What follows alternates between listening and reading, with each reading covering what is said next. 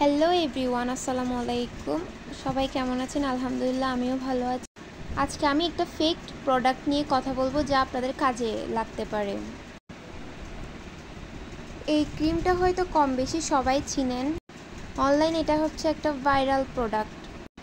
কিছুদিন আগে আমি একটা পেজ থেকে এই ক্রিমটা অর্ডার করলাম। এটি একটি বডি ক্রিম। এই ক্রিমটি নাকি ধবধবে ফর্সা করে 7 দিনের মধ্যে।